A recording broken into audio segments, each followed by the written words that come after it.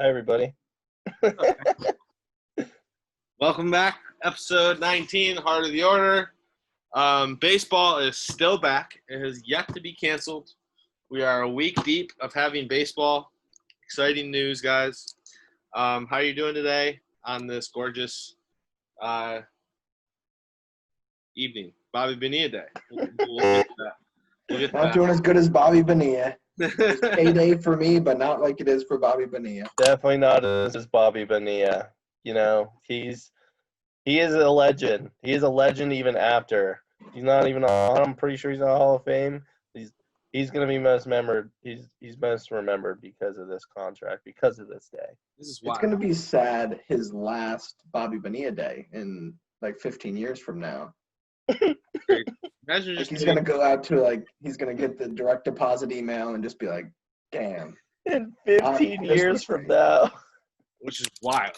Imagine just getting 1.15 million or something like that. 1.19. 1.19 million once a year for how many years has it been now?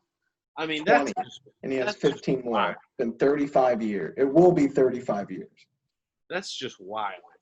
That's crazy. Yeah, it started in 2011 and it ends in 2035.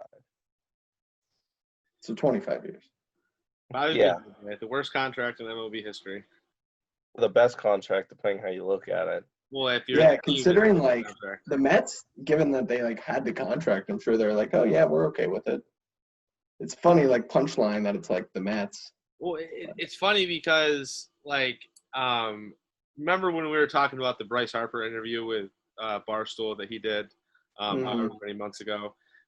He was talking about how there were a couple teams that were offering him really, really deferred money, kind of like Bobby Bonilla, where he would be getting paid basically for the rest of his life. But he didn't want that. He kind of wanted it all up front and everything like that. I don't blame him, Right? It limits what you can do in terms of your now, and him being, it's the same thing with the lottery. If you win, do you get it all now, or do you get it, for the rest of your life? It's a tough decision, but with Bryce, I see him being young. You kind of want to enjoy it. Mm-hmm. Bobby Bonilla, he's retired, so this is a little bit different. He's not young, hip, and out and about doing whatever. I know Bryce is starting a family, but him being young, he's able to kind of still enjoy himself and live in luxury. He wants that cash flow right now. Wants that moolah. Wants that money right now. It's just wild to think about this guy just continuing to getting paid every year. I think this is a national holiday at this point. I mean, it's Bobby Bonilla Day. It's a baseball national holiday. Are you guys friends with any Mets fans? One, yeah. I am too, and I texted him first thing this morning. Happy Bobby, but it was the first text I sent out, and the first text I received was actually from Greg Malik, wishing me a happy Bobby Bonilla Day. I'm gonna text my buddy right now and see what he said. Bobby Bonilla Day to you and yours. His response, my friend Capella, his response to me was, Bobby Bonilla, if he was on your trash franchise, he'd be the best player that they have. He comes back something fierce, and I just laugh at him dude, your franchise is a joke right now because they're still paying a guy who's retired. Been retired. And they still have to pay him for 15 years. He's been retired for what? I think 20 years now? Yeah, it's been. Do it. Dre, you got something in your computer or something you keep hitting? I'm getting some weird feedback. I keep moving.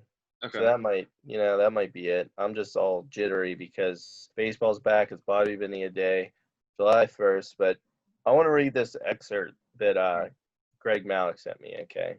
Okay. So this is about Bobby Bonilla. This is basically the story, and I thought this was pretty wild. Okay.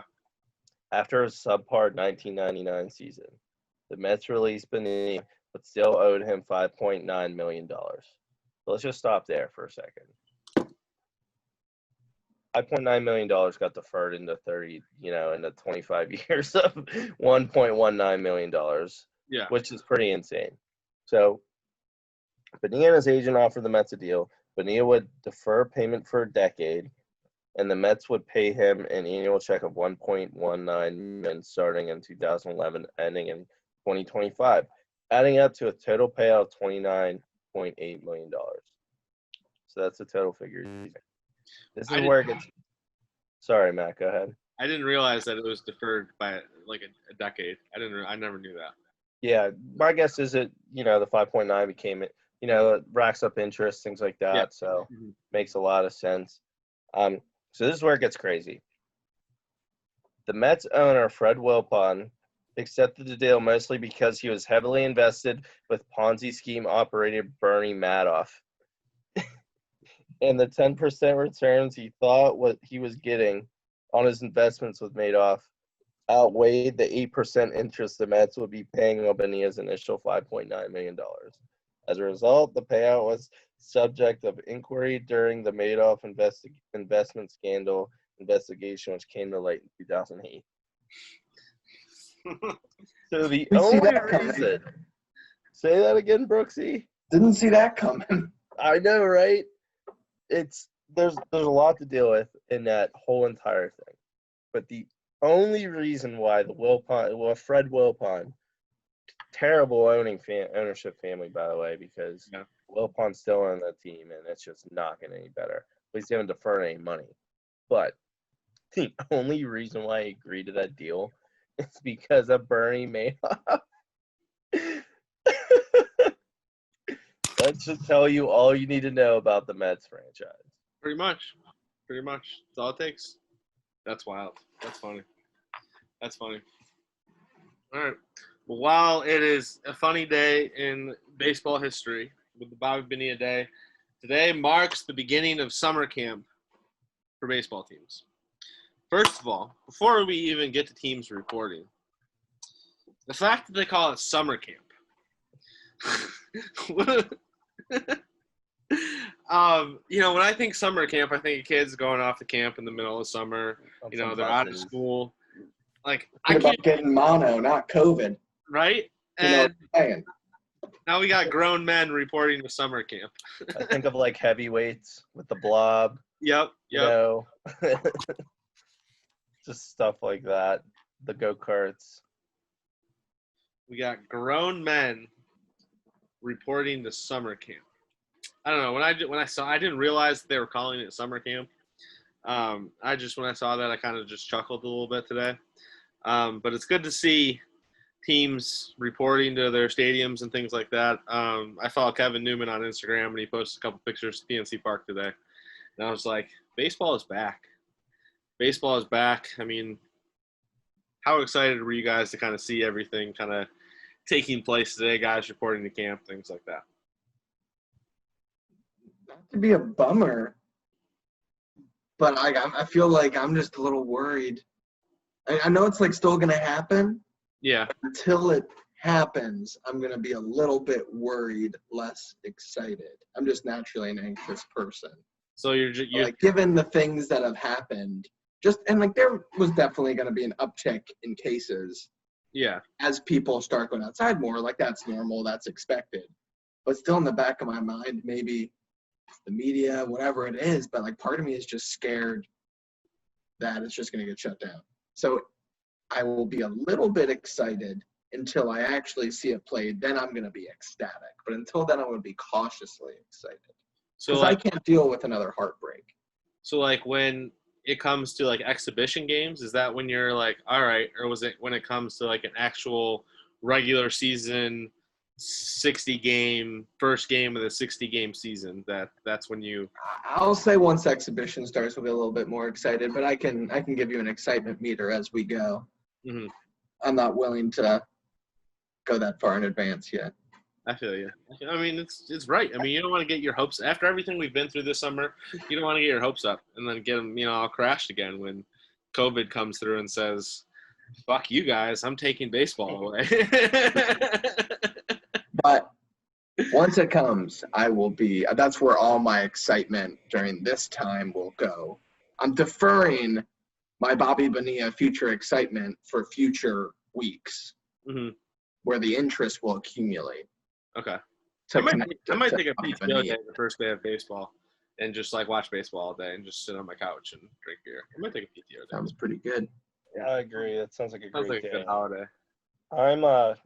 I'm a pretty optimistic person, but I'm actually with Brooksy in this. I don't think I'm going to be excited until July 23rd, July 24th. Not even the exhibition games are going to excite me, because they don't really excite me. But also, like, I just want to see him get out of the woods and make sure that everything's going to be okay before I legitimately convince myself that there's going to be baseball.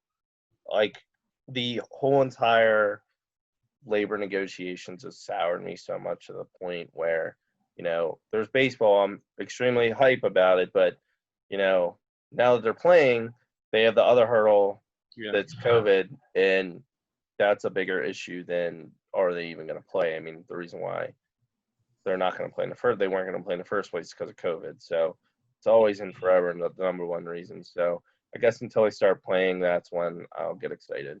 If you guys had to pick a percentage of chances that they're going to play, what would it be? I feel like it's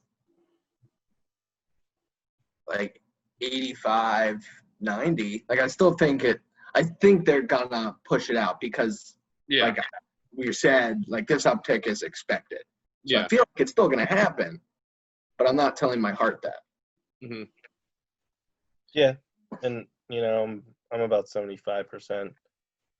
Just a smidge under Brooksy, just because there has been some things that I've seen right now, some precautions. Like, the one thing I saw today was that they're going to have a separate list for players who get COVID, that they're not, like, designated as, IL guys. Yeah. But, like, to kind of keep it confidential. But there's no way to keep that confidential. No, not at all. They have to report it. But their whole masking system is just flawed. They're not going to say players are going on this list because of COVID. Like, okay, what are you going to say? You can't say he's on the IL, and then how someone's on the IL. It's like, okay, they're on the IL for a head injury. What do you mean? But they have to diagnose that someone has COVID if they test positive for COVID. Yeah, but they said they weren't going to directly say it or something like that. They weren't going to directly say, "Oh, this player has COVID." They're going to try and keep it confidential. I don't know how you sniffles. I don't know how you keep it confidential. Is what I'm saying. Yeah, I don't see that either. Yeah, like, the whole reasoning behind their flawed system is ridiculous. But if a player gets COVID, you hope it's nothing serious. Hope he pulls through. I just don't understand the whole point in trying to mask the confidentiality of it. Yeah, I mean, I think we'll know a lot more once now that they're back, now that they're in camp. I think we'll know a lot more once someone actually does test positive and how they kind of handle it and break it down and separate the person, or trace contact and stuff like that, how they handle it in general. I think we'll know a lot more about how the season is going to go once we see that plan in action. I think a little bit. It'll give people, a better idea of how they're going to handle things and stuff like that. I mean, because you don't know until it actually happens. In my eyes. So it's definitely going to be interesting. I'm going to see kind of how it goes on. But I mean, I think the fact that people are back on a baseball field in, like, regular, like, we're seeing, guys taking infield and grounders and stuff like that. I think being able to see that is kind of an exciting time, just after everything that we've kind of been through the last summer, over the course of the last couple months. So it'll be nice.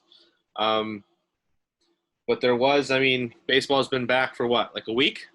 And we already have a trade today, which is interesting. So earlier today, the Padres acquired middle infielder Jorge Mateo from the Oakland A's for a player to be named later. So we've got a trade. It's the beginning of the baseball season, and a player to be named is also included in the trade. That's when baseball is back, guys. To see a couple words from Jeff Passan. I mean, I don't know how deep you want to dive into this. It's just one player. We don't know who else is going in. But the fact that transactions are happening, meaning teams are kind of being active, it's nice to see. Kind of a good sign that baseball's back. I didn't think we were going to see a trade this early, to be honest. I mean, what about you guys? Well, I heard that player to be named later could possibly be Fernando Tatis Jr. So we'll see what Stop. happens. Stop. And Machado. Stop. Machado's another person who might be in that trade. Just You're saying. not even funny, Dre. Like Chris As Paddock, you too. say that with a smile on your face, as you laugh. That would never happen in a million years. I don't think. No way they ever trade I Tatis. don't think. No way. I mean, some clubs do stupid shit. A million years down the line, Tatis might be a little old. They might throw him a bone somewhere. Never know. You never Some know. clubs do stupid shit. Happy Bobby Bonilla Day. Yeah, I mean, Bobby Bonilla still getting 1.19 million. So I mean, it was just time baseball's back, so it's an exciting thing to see. Do you guys think we're gonna see any more trades before the beginning of the season? I imagine so. As teams are sort of filling out because they have like their 60-player Yeah, pool. Yeah. I think it's like yeah. And I think especially as that sort of becomes a little bit more finalized as who's playing, I think especially with maybe arms, I think that will be a high priority for teams, especially in this funky 60 gamer. Yeah, I think there'll be some trades too, but I don't see any big time high profile names or anything like that going, barring injury or the trade deadline, which we'll find out about soon enough. I am curious though, and this is something we talked about last week. I'm curious to see now the trade's kicked off. I'm curious to see if any of these teams are going to just flat out tank and start trading their guys now. And I'm sure we'll be talking about this here shortly. Like some guys have backed out that leave some holes in some positions. Like Ryan Zimmerman backed out due to COVID. He backed out of the season. So now there's a hole there at first base. What do you do? Last year I believe they had Matt Adams, and this year I don't think they have him. If they have Matt Adams, then they're okay. But if they don't, what do they do? Who do you acquire?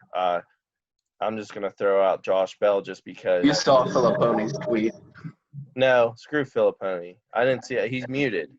He's That's muted good. all the time. I hate his Twitter feed so much. I can't stand him. I'm a masochist. That's why I follow it. People retweet it, and I'm like, what is this moron saying now? I can't see his legs pop up. I just don't want to. But I always get baited. I always bait myself into it. Bottom line is there's a hole there. Mhm.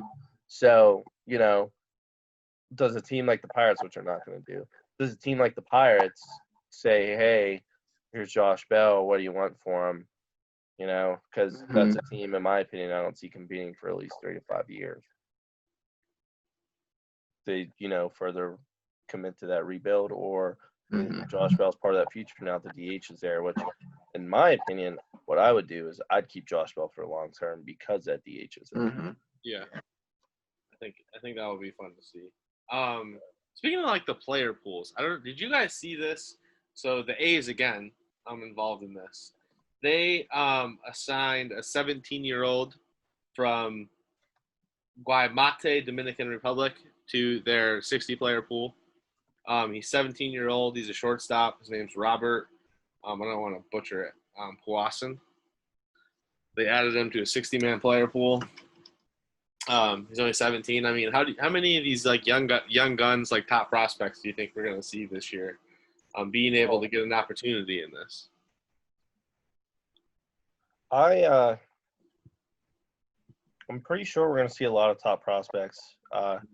A lot of guys that are, if not major league ready, close to major league ready, because you got to remember with those guys, they got to make their way up through the system. There's no system right now, so the best way to get on the field is to get to, is to be in this pool. Here's an example, the Detroit Tigers. They have one of, if not the top pitching prospect in Casey Mize. He's on their squad. They left some spots open, and they just signed Spencer Torkelson, the first-round pick this year, immediately assigned him to that pool. So that's just an example. The Pirates, they have Brian Hayes assigned to that 60-person pool, who's their one of their top hitting prospects, and they have other guys too, like Travis Swaggerty, They have some pitching prospects as well, like Cody Bolton, minor league pitcher of the year for that system.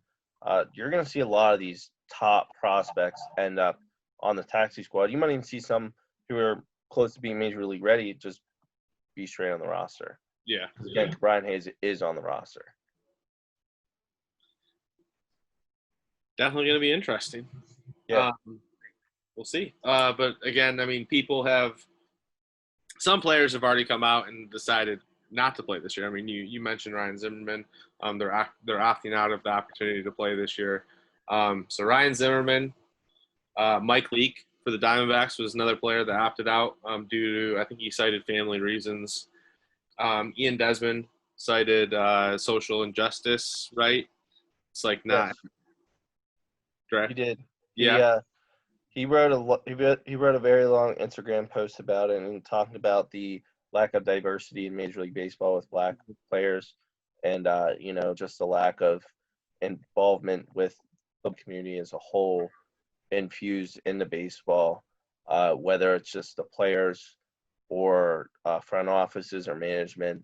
I think the number that he said here, 8%. Less than 8% of Major League Baseball is black. Yeah. So, he's citing these numbers and he's, taking that approach to it. And, as a black man, I applaud him for that because, to put I guess, your values ahead of, the team, I feel like that's a decision that your teammates are going to respect no matter what, whether it's that or opting out due to COVID. Yeah. But yeah, with Ian Desmond, it's a little bit different. And he did cite COVID as well, it looks like. But at the same time, I want to focus more with the social inequalities he's talking about and diversity. Yeah, and I think it's particularly cool that I saw that he's spending some of his time when the season's going on, when he's not playing, with like the little league. And I think he grew up. It's in Sarasota. I'm assuming that's where he grew up, but he's spending it in that organization. I think that's like a really cool avenue to go if you're not playing and you're speaking. A great way to really like put action into like what you're trying to create in the vision that he has. So like hats off to him. Yeah, and that quote that kind of reminds me of a quote my head coach in football used to say. Don't just talk about it, be about it. So if he's gonna talk the talk, you gotta walk the walk, and do your part, be the change you want to see in the world. So for him to do that, and not just say I'm going to do that, like he's actually doing it, I admire that. Yeah, I think that's really cool for him. I mean, a lot of people are just. It's good to see kind of people making moves. I mean, like you said, rather than just talking about it, actually being about it, putting their words into actions. It's good to see that. It's good to see at least one player stepping up to try to kind of do something with everything that's been going on in the world and society in the past month and a half, 2 months. So it's good to see that and kind of using his platform to kind of be able to do that. Mike Leake was another player. Diamondbacks, he cited kind of being able to spend time with family and things like that. Who was the other player? Joe Ross. He pitches for the Nats. So the Nats lost 2 guys. Yeah. And actually, these are 2 key players. Joe Ross was supposed to be in the rotation as their 4th starter. He's done. And Ryan Zimmerman, which is, I think, a lot more interesting. Ryan Zimmerman's actually in a contract year. Yeah. So he's the next year next year when he comes back, he's a free agent. And no one's gonna know what to do with him because the previous year he has no stats. How do you gauge his value? He's kind of reaching towards the end of his career too. I mean, he's got to be up there. He's probably like not high 30s, but in his 30s, mid 30s somewhere. Yeah, I think he's like 35, 36. Yeah, he's up there. That's good. Maybe even towards the end of his career. So that's kind of an interesting situation because I think Mike Leake is also in a contract year too, if I remember right. I could be wrong on that. I'm not sure because I'm pretty sure the Diamondbacks, they signed him long term. But I can't remember when they signed him. I know before that he was with the Cards, but it might have been 17, 18. Bless you. But yeah, the Zimmerman thing is, if I were him, honestly, I'd retire. Yeah. You made millions of dollars. You got big money. Not only that, you got all the time in the world now to be with your family. You just won a World Series ring, and that's like the best reason just say, you know what, the pandemic kind of ended my career. I didn't, and, if he retires, it's not his way that he goes, but I feel like at least he could live with, going out this way. I mean, he's had a great career. I mean, and he's coming off a World Series victory. I mean, who would not want to end their career on top of the world, top of the league? I mean, he's had a solid career in Washington, and I mean, he's been around that team for so long. I mean, he's transitioned from third base to first base. If the DH sticks around, he's a solid DH for the Nationals next year. He is. Not having to go out there. So I'm on the Wikipedia page now, and the Nationals declined to exercise an $18 million club option for him for this upcoming year. So he was a free agent, and then he signed a 1-year, $2 million deal. So I wonder if anything, he'll just precedent set for taking that hometown discount. So I'm sure he may, if he comes back. I'm sure he only wants to do it in Washington. Yeah, I would assume. I mean, you always have those guys they want to spend their whole career in one place. I mean, I think it's not as prevalent in today's sports world. I mean, you got guys like Kobe, Dirk, a couple other guys that have done it, throughout their career. But I think, I don't know, I don't think you see it as much in baseball. I mean, Derek Jeter is the one guy that comes to my mind. He's the only guy that comes to my mind outside of Ryan Zimmerman. Yeah. I'm trying to think. If there's anyone else?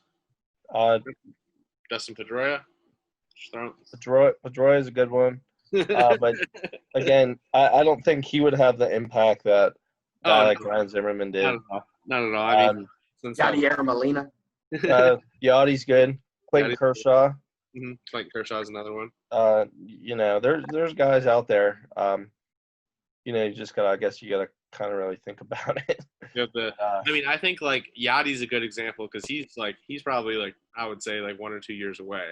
Retiring. I mean, he's kind of been in contract negotiations with the Cardinals, and it seems like they're kind of trying to push him out a little bit, but they're also Yachty doesn't want to go anywhere else. He wants to finish his career in St. Louis. If I was him, why would I even leave? He's still winning Gold Glove. I mean, I don't think he deserves some of these Gold Gloves, but he's still winning Gold Gloves. I mean, he's not completely trash back there. He's definitely in a decline, and he's getting further down the lineup. But if he can still go out there and manage a game, calling a game, why wouldn't he? Why wouldn't he keep playing? So, do you guys think we see anyone else opt out? I mean, teams have reported to summer camp. I mean, rosters are, I would assume, being finalized in the next week or so. I mean, do you think we see anyone else kind of opt out over the course of the next week and a half? I do. Yeah. But again, I'm not overly concerned about some of the guys that opt out unless you're talking about guys like Bryce Harper, guys like George Springer, Garrett Cole, those guys. I think that's kind of a problem. Mm-hmm. So, and that's no disrespect to these guys, but I don't wake up every day to say I can't wait to watch Ryan Zimmerman hit today. Yeah. So I mean, if you're a Nationals fan, maybe you do. If you do, then you don't believe in shit about your team. Because they got a guy there named Juan Soto who is a baller. No, I feel you there. I mean, I don't think it affects the sport too much until it's one of those big names that go like Bryce Harper, Manny Machado, Chris Bryant, the big names. Sorry, you go ahead. Go ahead. I was gonna say even beyond just the players, the thing that I'd watch I know 2 assistant coaches for the Twins because they're have some previous health conditions where they may be at risk. They're stepping away this season and still coaching via Zoom, but not being a part of the team and like the dugout and the clubhouse and those things.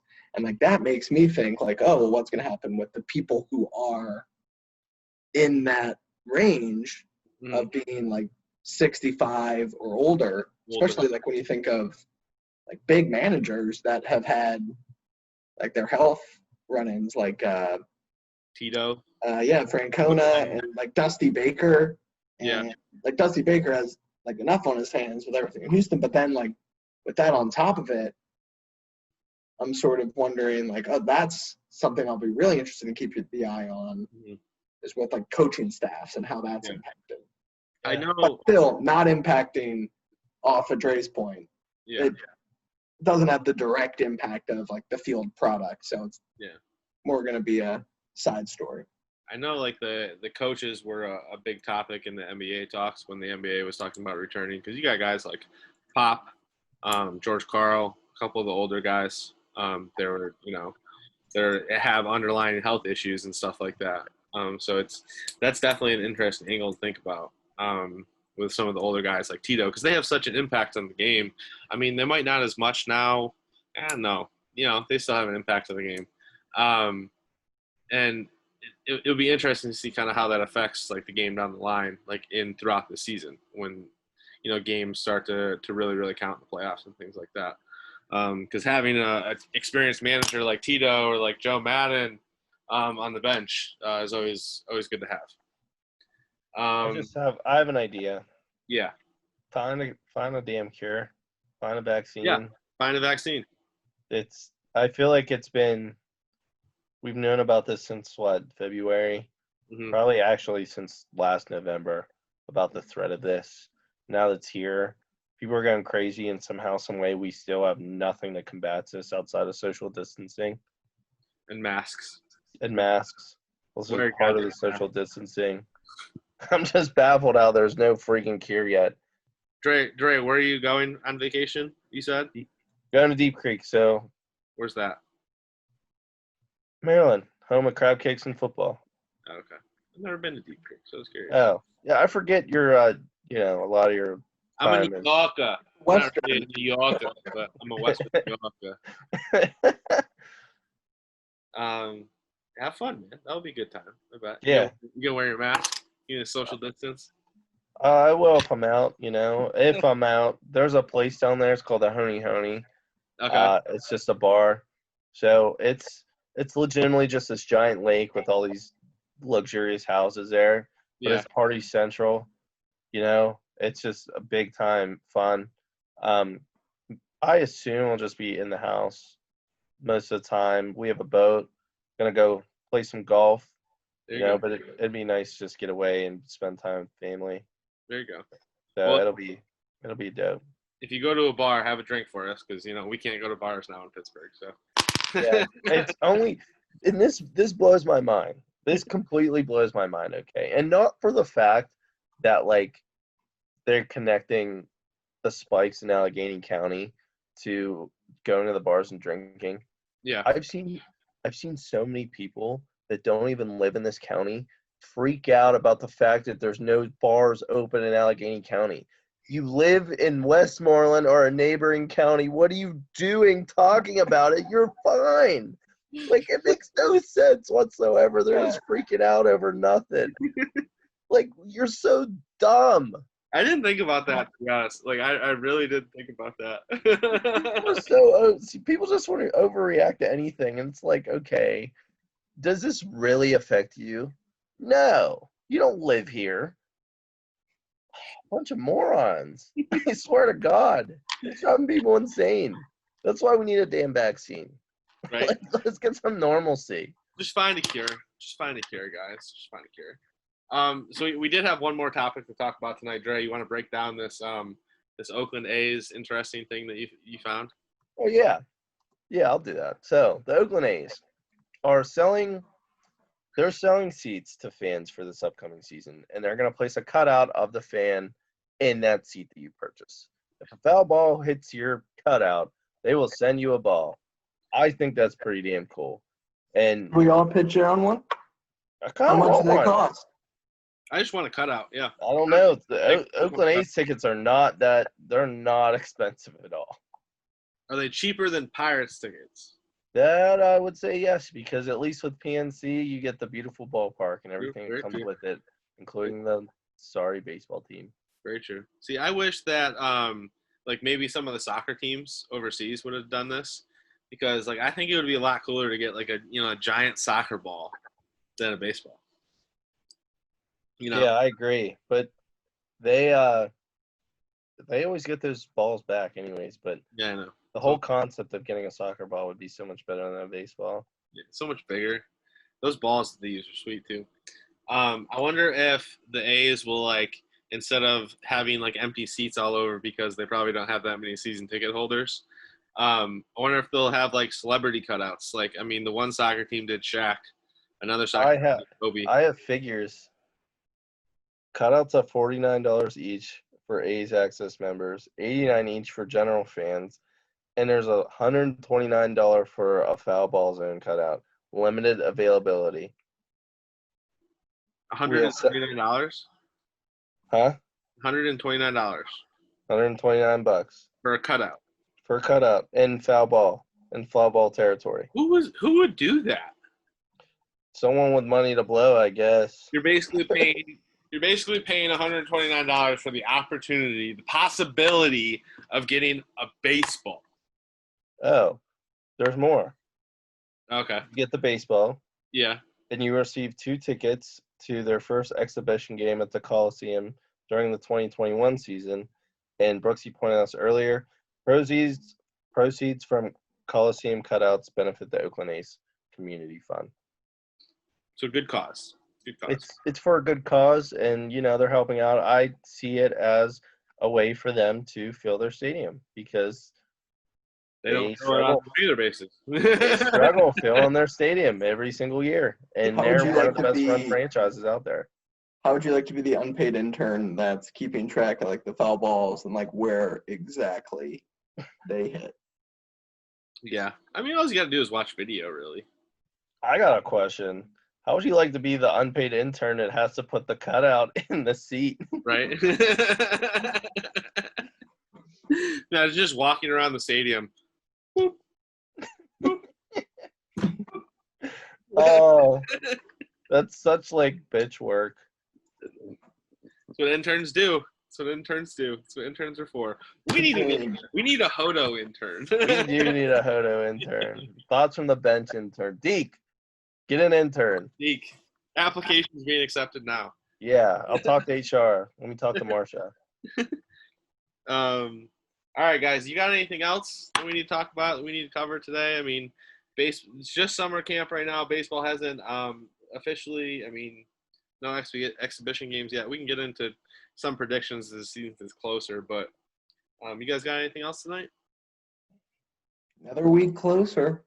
Another week closer. Yeah, we've been doing this.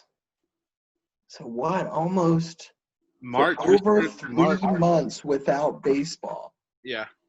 Meeting weekly. Yeah. Holy cow. We haven't missed a week. Just wait till we have actual baseball to talk about. This is week number 19. The Josh Beckett episode. The Josh Beckett. Oh, wow, that's a good one. I had to, truth be told, I had to Google famous number 19s. Joe Morgan and I almost said Robin Yount, I think. The Colin Moran episode. Colin Moran episode. I hate that bum. Derek Shelton. We starting. He's our third baseman. We're going to get right back into it, aren't we? Derek Shelton. Oh, rule number 1, never name a starter named Colin Moran. He should not start third base. He didn't name him. He said we're going to be seeing a lot of Derek Shelton this season. You mean Colin Moran? Yeah, that's what I meant to say. Colin Moran. Derek Shelton. Derek Shelton said we're going to see a lot. We're going to see a lot of Colin Moran. We're going to be seeing a lot of Derek Shelton though too, so that makes sense. Yeah, thank God. If I'm him, I don't even start Colin Moran. He plays sporadically, and I just trial by fire Brian Hayes. Yeah, it makes sense. Got to give him experience. That's the time. Yeah. All right, guys. Good episode. See you next week. Hopefully we got some more baseball news for you. I won't be here, so I'll see you in 2. See you in 2 weeks. Bye, Dre. Have a good vacation. Have a good one. See you guys. Bye, y'all. Bye.